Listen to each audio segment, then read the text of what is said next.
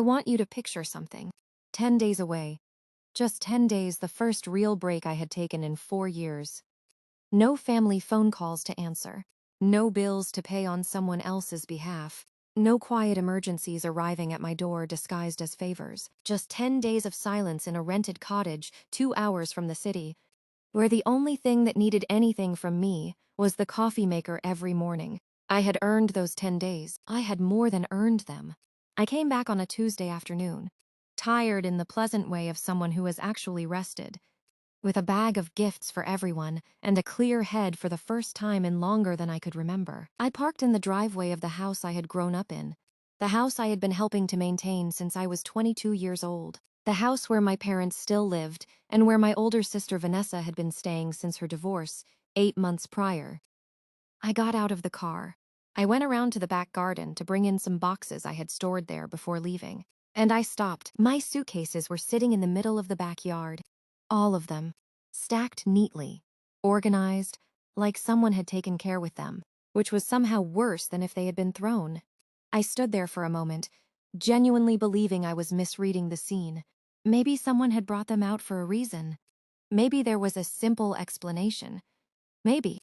Then I saw the note, taped to the handle of my largest suitcase. White paper, neat handwriting. I recognized the handwriting. I walked over and pulled it off and read it. You are not needed here anymore. Leave, signed with a single name. Vanessa. I read it twice. Then I did something I am not entirely proud of. I laughed. A short, disbelieving sound that came out before I could stop it. Because surely this was not what it appeared to be. Surely my family had not looked at 10 years of my contribution to their lives and decided, in the 10 days I had turned my back, that I was disposable. I folded the note, put it in my pocket, and walked to the front door. The key didn't work. I tried it 3 times. Checked that I had the right key. I did. I had carried this key for a decade. I tried again. Nothing. The lock had been changed. I knocked. Silence. I knocked again, louder. Movement behind the curtain of the front window. A face, my brother Daniel, 20 years old, still in university on the fees I had been paying for 2 years. He looked at me through the glass. I raised my hand. He let the curtain drop and disappeared. I stood on the doorstep of the house I had been keeping alive with my income, and I knocked a 3rd time. Nothing. Then from inside, my mother's voice, muffled through the door, not answering, not coming to open it, just voices. My parents behind a door they had locked against me. I stepped back. The late afternoon sun was doing that particular golden thing that makes ordinary moments look beautiful, and I stood in it feeling something I did not have a word for. Not anger yet.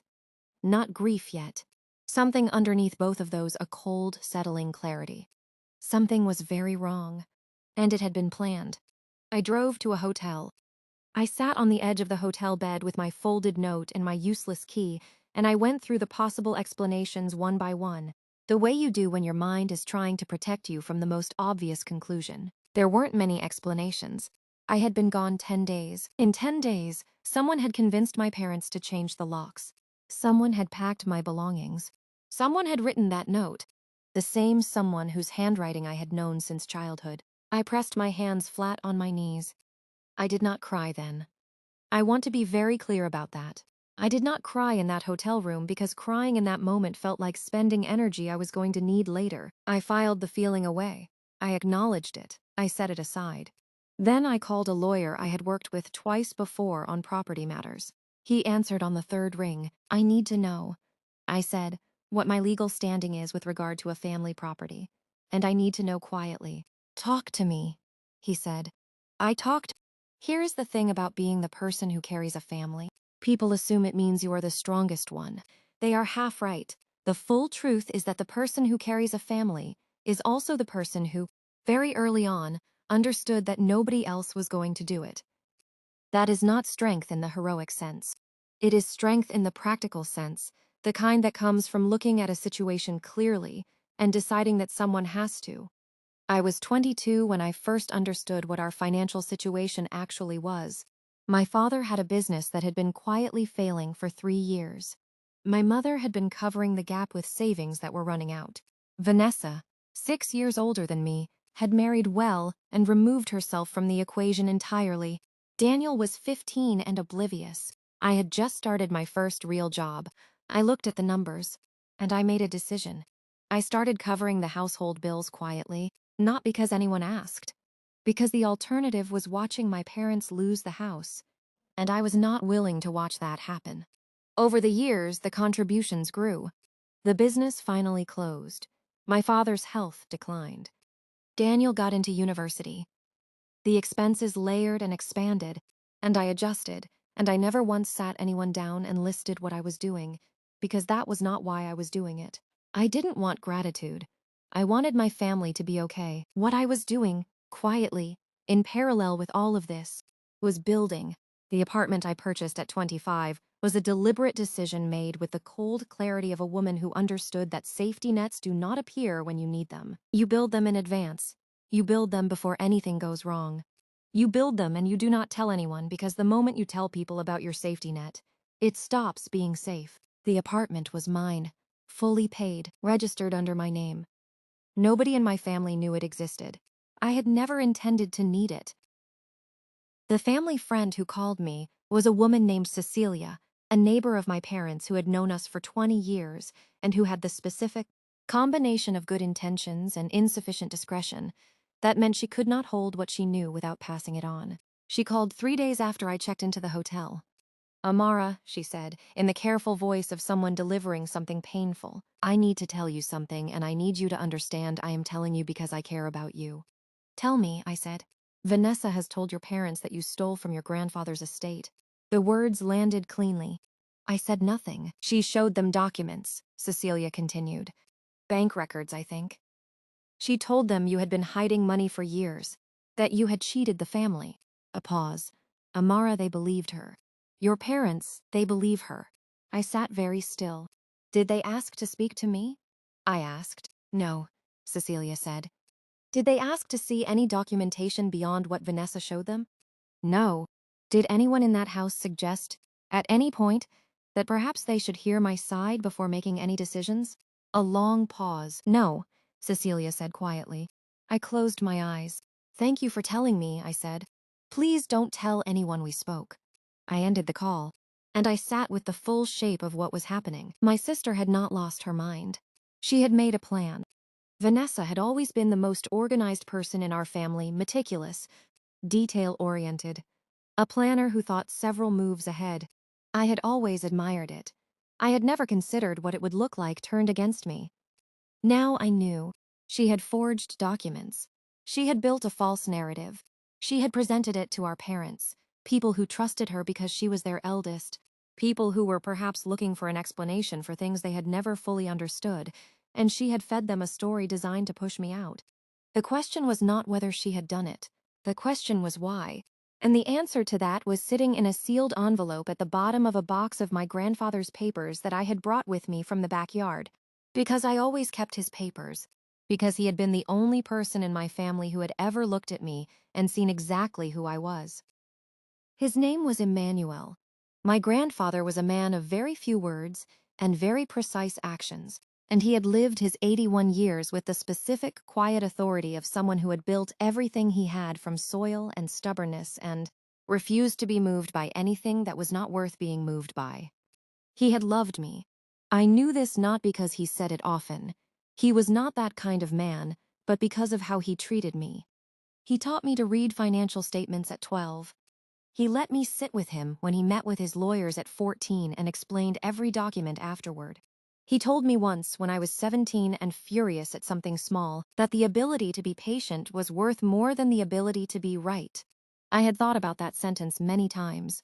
He died 2 years before all of this happened. I had been with him, not Vanessa, not my parents, who had intended to visit but had a conflict, not Daniel, who had exams, me.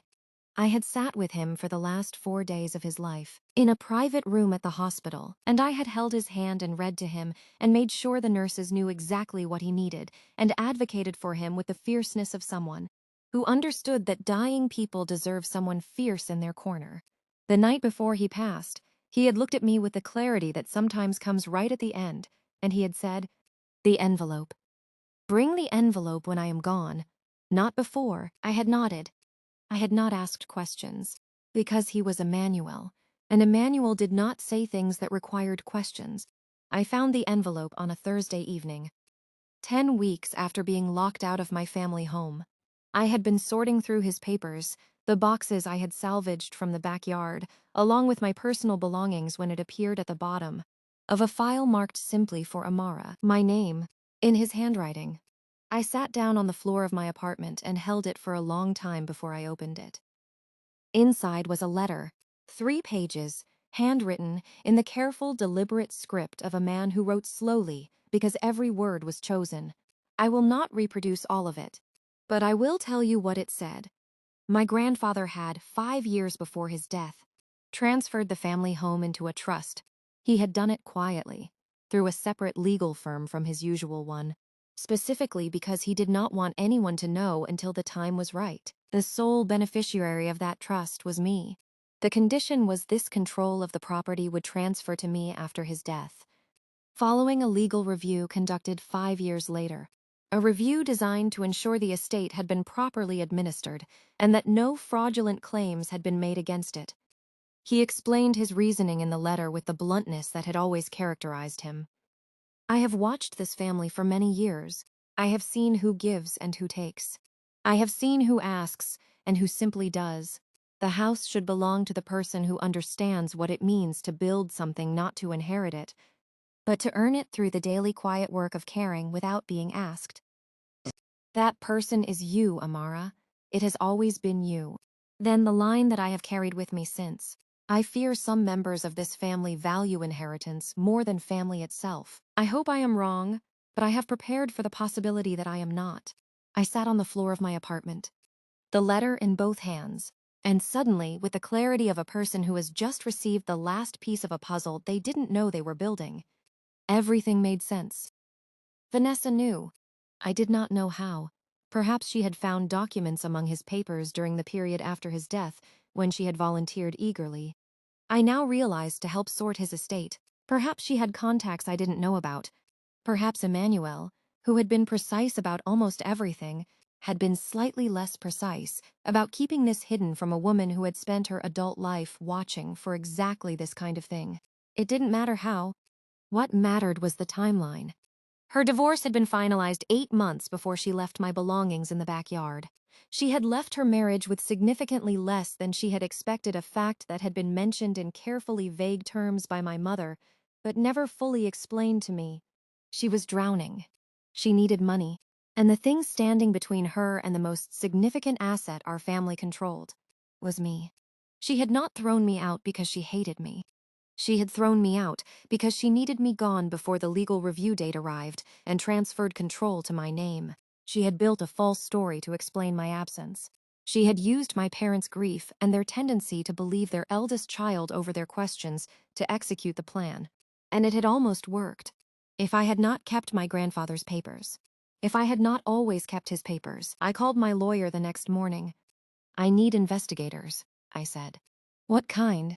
Financial forensics, and anything else they can find on my sister's current debt situation, her recent transactions, and any agreements she may have made involving a property that is not legally hers to promise. A pause. Amara, he said carefully. How big is this? I don't know yet, I said. Find out. The investigators took 6 weeks. 6 weeks during which I went to work every morning and came home every evening to my apartment, my safe, secret, perfect apartment, and lived my life with the outward calm of a woman who had accepted her situation. I was not calm. I was patient. Those are different things. The lead investigator was a woman named Josephine, who had the energy of someone who had seen everything twice and was no longer surprised by any of it. She presented the findings in my lawyer's office on a Wednesday afternoon, sitting across from me with a thick folder and the professional neutrality of someone delivering facts rather than opinions. Your sister, she said, opening the folder, is in significant financial difficulty. How significant? She has accumulated debt across 4 separate accounts over the past 3 years, totaling an amount that exceeds what most people make in a decade. She slid the first document across. Consumer debt, personal loans. 2 business ventures that failed and were apparently funded with money she did not have. I looked at the numbers. The loans, she continued, placing another sheet in front of me, are the more concerning element. 3 of them, taken in the past 18 months, were secured against property. She paused. Against the family house specifically. I looked up. She used the house as collateral? Multiple times. Different lenders. Josephine's expression didn't change. She appears to have represented herself as having authority over the property. The lenders did not conduct thorough title searches, or if they did, they found enough to satisfy themselves, which suggests the documentation she provided was convincing. Forged, I said. That would be the appropriate legal term, yes. My lawyer leaned forward. There's more. Josephine nodded and slid the next sheet forward. Your parents, she said. Their names appear on 2 of the loan documents. Signatures that, based on handwriting analysis we commissioned, are not consistent with their known signatures. The room went very quiet. I looked at the document. She forged their signatures, I said. The analysis suggests that, yes, to take out loans using their identities. To take out loans using their identities, secured against a house she had no legal authority to promise to anyone. I placed the document back on the table. I looked at my hands. She told them I stole from the estate. I said, while she was using their names to commit fraud. Yes, Josephine said. She showed them forged bank records to frame me.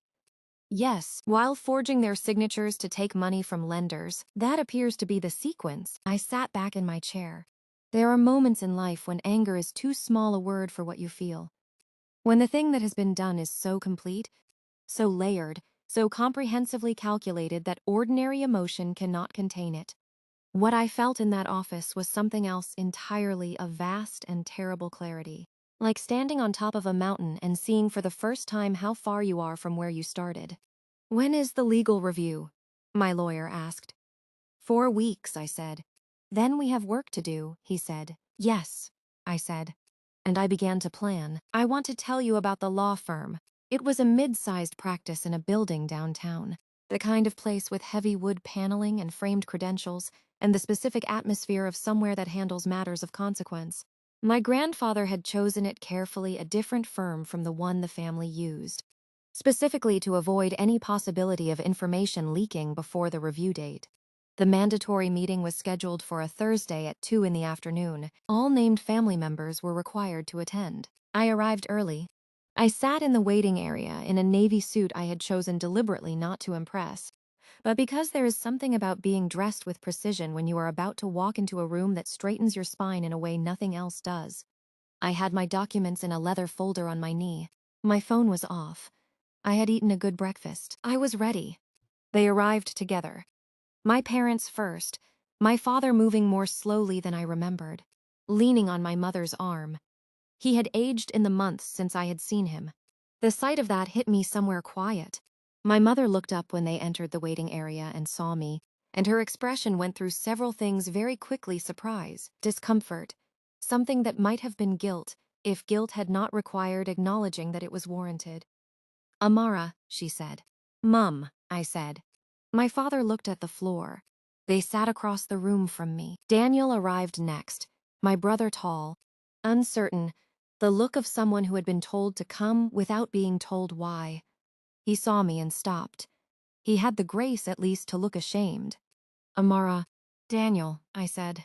Not warmly, not coldly. Precisely. He sat near my parents. Vanessa arrived last. She wore red. I noticed that immediately, the deliberateness of it. The choice of a color that announces itself. That walks into a room before you do. She had done her hair carefully. She was carrying a leather bag and wearing the expression of someone who has already decided how the afternoon ends. She saw me and faltered. Just for a moment. 1 second of something real, crossing her face: surprise. And underneath the surprise, a flash of something that might have been fear before the composure came back like a curtain dropping. You're here, she said. I was invited, I said. She sat down without saying anything else. The 5 of us waited in the kind of silence that has too much inside it for any of it to come out. The lawyer's name was Mr. Adiwale. He was 60, precise, and had the unhurried manner of someone who had delivered significant news enough times to understand that rushing helped nobody. He showed us into the conference room. We sat around the table, my parents side by side. Daniel next to them, Vanessa at the far end, me across from her. Mr. Adewale opened his folder. "Thank you all for coming," he said.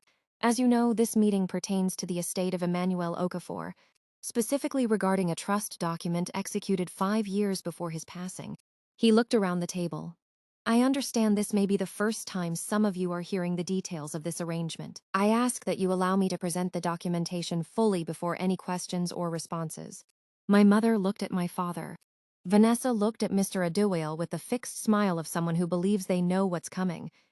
She thought this was the moment it transferred to my parents. She thought she had already won.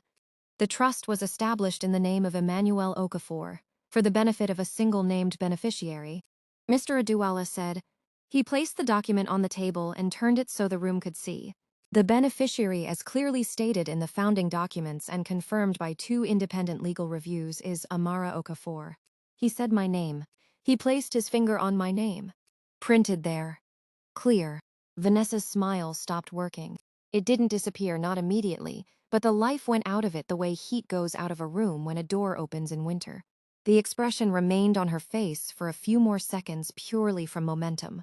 "That can't be right," she said. Her voice was still controlled. Barely. "The documentation is unambiguous," Mr. Adewale said. "I would like to see the original." "You're looking at it." "There must be another version," Papa said. "The trust was established by your grandfather 5 years before his death. It has been verified by 2 independent legal practitioners and 1 forensic document examiner. The beneficiary is your sister, Amara." Vanessa turned to look at me. And in that look, in the full, unguarded, unfiltered fury of it, I saw everything she had never said out loud. Every year of watching, every calculation, every move she had made against me. I looked back at her. I did not smile. I did not need to. My mother's voice was very small when she finally spoke. "Emmanuel chose Amara?" "Yes, Mrs. Okafor." "He didn't. The house was supposed to. Your late father-in-law's wishes were very clearly documented." Mr. Adewale's voice was not unkind. "There is also an additional element to today's meeting." He reached back into his folder. Mr. Okafor left a recorded statement. He asked that it be played at this review meeting, in the presence of all named family members. The television mounted on the wall to our left came on. And there was Emmanuel. He looked the way he had looked in his final years, thinner than he had been. The authority undimmed, but carried more carefully, as if he was conserving it for what mattered. He was sitting in a chair in a room I recognized his study, the one with the green lamp and the shelves of ledgers. He looked directly at the camera. He spoke. "I am making this recording so that there is no ambiguity about my intentions, and no room for anyone to misrepresent them after I am gone." His voice was clear and unhurried. "The house belongs to Amara, not because she is more loved, because she is more present. There is a difference, and I want this family to understand it. Presence is not about geography.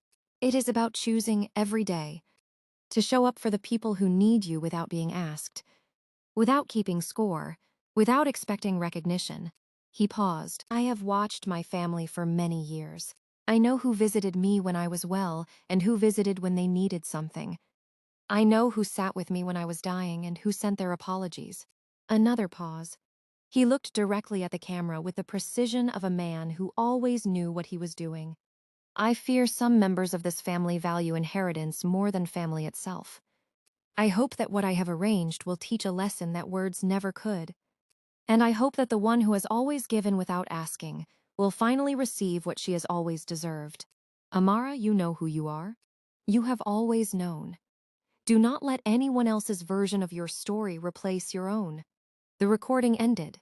The room was silent for a long time. Vanessa found her voice first. "This is manipulation." She pushed back from the table. Her composure was gone now fully. Finally, completely gone. And what was underneath it was not the polished woman who had shown up in red, but something rawer and more desperate. She manipulated a dying old man. She was always there, always whispering, always making herself look. "Vanessa," my mother's voice. No, no, this is wrong. This has been engineered. By whom? I said. My voice was quiet. She turned on me. By you. You always had to be the favorite. You always made everyone else look. I paid the bills, I said. Still quiet. For 4 years, I paid utilities, groceries, the roof repairs in 2020. Daniel's first year of university. The hospital bills when Dad was sick. I did not raise my voice. I did not need to. I did not do those things to be a favorite. I did them because they needed doing. But I want the record to be clear about what I was doing while you were busy telling our parents I was stealing from them. Vanessa opened her mouth. And then the door opened. 3 people entered. 2 men and a woman, none of whom I had seen before. They carried identification that they showed to Mr. Adewale before turning to the room. They were not my investigators. They were from the bank, specifically from the fraud division of the bank that had extended one of the loans Vanessa had secured against a house she had no legal right to promise. The lead investigator, the woman, looked around the table until she found Vanessa. Ms. Vanessa Okafor-Mensah? Vanessa stood very still. We have some questions for you. What happened next lasted approximately 45 minutes. I will not give you every detail, because some of it was not mine to witness. It belonged to the investigators and the lawyers, and the legal process that ground forward with complete indifference to the fact that it was dismantling a family in a conference room on a Thursday afternoon. But I will tell you the broad strokes. The forged signatures on my parents' names were confirmed. The fraudulent collateral agreements were documented. The false financial records she had shown my family, the ones she had used to frame me, were examined and identified as forgeries. Everything she had built against me, laid out on the table in a room we were all in. My parents sat through it in the particular stillness of people, absorbing something that is restructuring everything they thought they knew. My mother pressed her hand over her mouth at a certain point and did not move it for a long time. My father stared at the table. Daniel, to his credit, looked at me once during the proceedings with an expression so raw and uncomplicated that I had to look away, because it would have cost me the composure I needed. Vanessa, my sister, 6 years older than me, the woman who had left my belongings in the backyard with a note that said leave, looked at the table while her scheme was taken apart piece by piece in front of the people she had deployed it against. She said very little. There was very little left to say. I want to be honest about the days after that meeting. People assume, I think, that moments of vindication feel like triumph, like standing on a stage with light coming from the right direction and everything resolved and clean. They do not feel like that. They feel like exhaustion. They feel like grief. They feel like standing in the wreckage of something that was supposed to be your family and trying to locate within yourself the person you were before any of this started. I went home to my apartment. I made tea. I sat by the window and I allowed myself, for the first time in months, to feel all of it, not just the anger, the grief. The grief of the mother who had not asked for my side. The grief of the father who had looked at the floor. The grief of a brother who had peeked through a curtain and disappeared. The grief of a sister who had chosen, deliberately and methodically, to use my love for my family as the weapon against me. That grief was real. I sat with it until it settled, and then I got to work. The house legally became mine on the date specified in the trust. I had a meeting with my lawyer the following week. Your options, he said, spreading documents in front of me, are to keep the property or to sell it. Either option is entirely within your legal rights. There are family members who may. I know what they may, I said. Tell me the sale value. He told me. I looked at the number for a moment. Sell it, I said. He looked up. The full proceeds, I continued, are to be divided as follows. The first portion goes into a managed retirement account for my parents, properly structured, properly protected, accessible to them, but not to anyone else. I looked at the breakdown I had written out the night before. The second portion goes into an education trust for Daniel. He's in his 2nd year. I want the rest of his degree covered and enough beyond that to give him options. I looked at my lawyer. The third portion, he was already writing. There is no third portion, I said. That's it. He stopped. Amara, the remaining value after those 2 allocations is still significant. You're entitled to. I know what I'm entitled to. I said, I own a business that provides for me. I have an apartment. I have what I need. I closed the folder. My parents need security in their retirement. My brother needs a future. Those are the things I can give them that actually matter. A pause. And Vanessa? He asked carefully. I thought about my sister, about the note on the suitcase, about forged documents and changed locks, and a story she had told our parents to push me out of my own life. Every agreement Vanessa signed during her financial schemes, I said, contained clauses that, under the fraud investigation, automatically void her right to receive assets from connected parties. That is not my doing. That is the consequence of her own documentation. So she receives nothing because of choices she made, not choices I made. My lawyer was quiet for a moment. That is a very particular kind of justice, he said. It is, I said. It's also the only kind I'm interested in. The business I launched from the apartment had been in planning for 2 years. That is another thing I had not told my family. I had been building it quietly the way I had built everything without announcement, without performance, without needing anyone's approval or awareness. The apartment that had been my safety net became my operations base. The contacts I had built over years in my field became the foundation. The discipline I had learned from Emmanuel and practiced every day of my working life became the engine. Within 6 months of the legal meeting, the company was profitable. Within a year, it had grown beyond what I had projected. The news spread the way news does, not all at once, but in fragments. A piece here, a mention there, until the people who had known me before began to hear versions of what I was doing and put together a picture they hadn't expected. My parents came to see me on a Saturday afternoon. I opened the door when they knocked. My mother looked smaller than I remembered. My father moved more slowly. They stood on the doorstep of my apartment, the apartment nobody had known about, the one that had held me when I had nowhere else to go, and they looked at me. May we come in? My mother asked.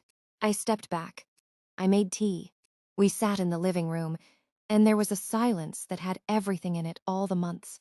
All the decisions, all the things said and unsaid and done and undone. My father spoke first. His voice was rough. We failed you, he said. Not we were deceived. Not Vanessa fooled us. We failed you. I looked at him. She showed us those papers, my mother said. And we... Her voice broke slightly. We did not ask you. We did not call. We did not... No, I said. Amara, you didn't. I kept my voice even. Not cold, even. I want to be honest about that because pretending it didn't happen doesn't help either of us. You believed something terrible about me without asking me a single question. I had been supporting this family for years, and it took one conversation with Vanessa to make you lock the door. My mother pressed her hand to her mouth. My father closed his eyes. That hurt me, I said. I want you to know it hurt me. Not because I don't understand how she works, I do. Now I understand exactly how she works. But because you are my parents. And my parents should have asked. The silence that followed was heavy. Then my father looked up. You're right, he said. I know, I said. Can you... He stopped, started again. Is there a way through this? I looked at these two people who had failed me and loved me and failed me again, who were sitting in my apartment looking older than I wanted them to be, who were carrying the specific weight of people who understand too late what they have done. I already set up your retirement account, I said. My mother blinked. From the house sale. It's structured. Protected. You'll receive statements monthly. I set down my tea. Daniel's education is covered too. He'll finish his degree without worrying about money. Amara, my mother started. I'm not doing it because I'm over what happened. I said, I'm doing it because I meant it when I said I wanted you to be okay. That hasn't changed. What happened doesn't change what I feel for you. I looked at them both. But things are different now. I need you to understand that. Different how? My father asked. I won't be carrying everything alone anymore and staying quiet about it. I said, if I give, you'll know. If something is wrong, you'll tell me. If someone says something about me, you will ask me directly before you believe it. I held his gaze. That's what different means. He nodded. Slowly, he heavily. Yes, he said, agreed. I stood up and refilled the tea. We stayed for another 2 hours. It was not easy. It was not simple. But it was real. And real was what I had always wanted from them. My brother Daniel called on a Tuesday evening. 3 weeks after my parents' visit.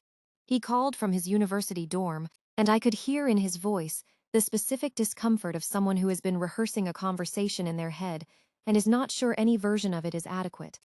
"I don't know where to start," he said. "Start wherever it is," I said. A breath. "I saw you through the curtain," he said. "When you came back and knocked, I saw you and I didn't open the door. I know. I don't," a pause. "I don't have an excuse for that." "No," I said. "You don't. Vanessa told you a story," I said. "You were 20 years old and your older sister told you something convincing and you didn't know how to push back. I understand that." I paused. "But Daniel, I was on the other side of that door, and I have been paying your university fees." And you looked at me and you hid. The silence on the line was painful. "Yes," he said finally. "I did. Why are you calling?" Another pause. "Because I don't want to be someone who hides." He said, "Because I've spent 4 months thinking about what I did, and I can't just leave it there." I said nothing. "I'm sorry, Amara." His voice cracked slightly.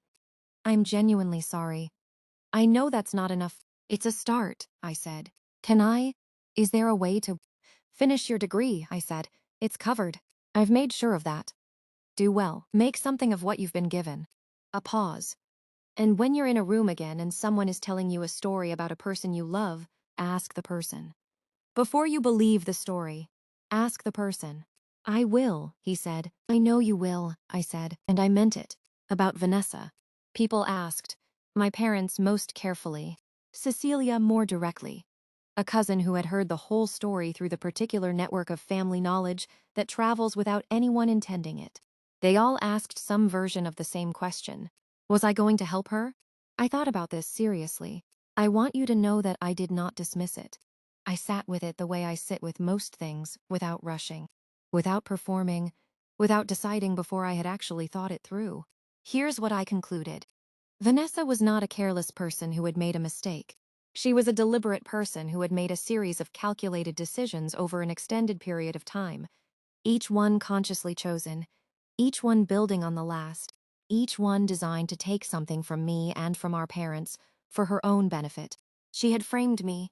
She had forged our parents' signatures. She had promised a house that was not hers to people she knew she could not pay back. She had looked at 10 years of my love for my family and used it as leverage in a scheme. And she had done all of it, not in a moment of desperation or impulse, but over months, with planning, with precision, with the exact organizational skill I had always admired in her, turned toward destroying me. That was not a mistake. That was a choice. A long sequence of choices. When my mother sat across from me and said, gently, that Vanessa had lost everything, and that she was alone, and that perhaps family was supposed to. I looked at my mother, and I said quietly, "She put my things in the backyard. Mum, she changed the locks. She told you I was a thief. She used your name to take money from banks." A pause. "She did those things, all of them, to me, to you, to Dad." Another pause. "I have given what I can give to the people in this family who I believe will do something with it. I have forgiven the people who hurt me through weakness. But Vanessa did not hurt me through weakness. She hurt me through choice." My mother was quiet for a very long time. "I understand," she said finally. "I know it's hard," I said. "She's your daughter." "I know, she is," my mother agreed. "And you are too." We sat with that. There was nothing else to say. The woman who left my suitcases in the backyard was living in a rented room. The investors she had promised the house to were pursuing legal remedies. The bank fraud investigation was ongoing. Her husband, the one she had divorced, had been contacted as part of the investigation and had provided his own documentation, which had not helped her case. She was, in the most literal sense, outside the door of everything she had tried to own. I had not put her there. She had walked there herself, one deliberate step at a time, and arrived at the place that had always been the logical end of the path she had chosen. I did not open the door, not out of cruelty. Out of clarity. Some doors exist to keep people out for a reason. She had taught me that herself. I visited my grandfather's grave on the anniversary of his death. It was a quiet morning, the kind that arrives in autumn before the city wakes up properly, with light that is more silver than gold, and air that carries the clean smell of something ending and something else beginning. I stood at his grave for a while. I did not speak. Emmanuel had not been a man who needed things said to him unnecessarily, and I did not think he had become one in death. I thought about his letter. Do not let anyone else's version of your story replace your own. I thought about the note on my suitcase, the hotel room, the apartment, the folder of documents, the conference room on a Thursday afternoon, the tea on the kitchen counter, the retirement account, Daniel's tuition, the business growing in the apartment nobody knew about. I thought about all of it. And then I thought about something Emmanuel had said to me when I was 17, and furious about something small, the sentence I had carried for years without always knowing why. The ability to be patient is worth more than the ability to be right. He had been preparing me for this. Not consciously, maybe. Or maybe consciously with Emmanuel. It was hard to know where instinct ended and deliberateness began. But the lessons had all been exactly the ones I needed. The financial literacy, the legal exposure, the patience, the understanding that what you do without being asked is worth more than what you promise when there is something to gain. He knew what he was doing. He had always known. I walked back to my car in the morning light. My phone had a message from Daniel, a photograph of an essay he had submitted, asking what I thought of the argument he had made in the third paragraph. I smiled. Another message from my mother asking whether I was free for dinner on Saturday, and whether she could bring the soup I had always liked. I replied that I was free. A notification from my business manager about a meeting scheduled for Monday morning. I put the phone in my pocket, got in the car, sat for a moment in the quiet. I had not planned to be here, not at this grave, not in this life. Not in the particular shape of this existence that had been built from other people's choices as much as my own. I had not asked to be the person left in the backyard. I had not chosen the 10 days away, or the changed lock, or the note signed with a single name. But I had chosen everything after the hotel room where I had not cried, the lawyer, the investigators, the patients, the documents, the envelope, the conference room, the retirement account and the education trust, and the apartment that became the place where I built something nobody could take from me. I had chosen all of it. One careful, deliberate, unrushed step at a time. The way Emmanuel taught me, the way it turned out, I had always known. The woman who left my suitcases in the backyard thought she was ending my story. She was only beginning it. And this time, I wrote every word myself.